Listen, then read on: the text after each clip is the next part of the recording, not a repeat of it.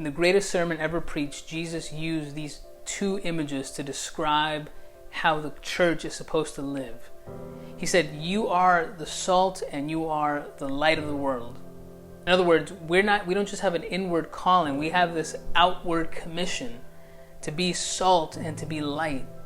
And then Jesus says, but be careful, because salt can lose its saltiness, or a light can be hidden under a basket. And there are times in our society, and there are times in our cultural context when the pressures from outside cause us to lose our saltiness, or cause us to hide our light under a basket. What happens when following Jesus brings discomfort or ridicule or misunderstanding? Or what happens when Christians misinterpret and misapply biblical truth, and instead of being humble witnesses, we become arrogant condemners? Well, as you know, one of the pressing issues of our day is issues regarding LGBTQ+, and how Christians and the church, how are we to engage and to love and to relate to our friends who are LGBTQ+?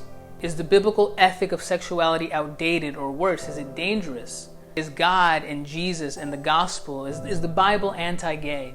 Well, it's definitely a pressing issue if you're a parent, because your students are around these issues all the time, whether it's at school, amongst their friends, in the content that they stream on social media. These issues are around them all the time. And so how do we as parents, or how do we as just Christians, if you're not a parent, how do we as Christians relate and think about these issues and process these issues? In short, how do we learn to follow Jesus, remain faithful to his word, while being humble and loving to our friends who are of the LGBTQ+ community? Well, this semester, one of our community groups is going to be going through this book entitled, Is God Anti-Gay? It's a book written by an author named Sam Allberry.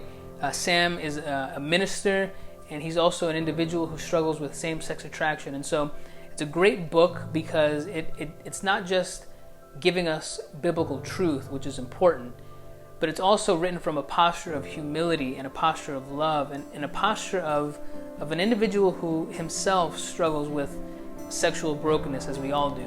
It's a short 90-page book. I believe there are five or six chapters, and Tom and Lisa Stiles have graciously agreed to lead the group and to lead the discussion in these chapters. And so we're going to be meeting each week on Friday nights from 6:30 to 8 p.m. from September 18th all the way to the end of October. So if you're interested in growing, not just in what the Bible has to say about LGBTQ+ issues and what the scriptures say about our sexuality, but also if you're interested in learning how to become a humble witness and a gracious and winsome communicator of truth, then let me invite you and let me encourage you to join this group.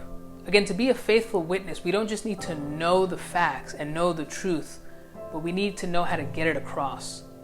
We need to know how to communicate it in a way that's loving and gracious and winsome. And I think this book does a great job at teaching and doing both of those things, teaching us truth and also showing us a posture of humility and love. The group is going to be meeting at Faith Lutheran starting September 18th. It's a Friday. So if you're interested, please email me and let me know if you're interested, or if you have any other questions, shoot me an email and I'll be happy to answer your questions.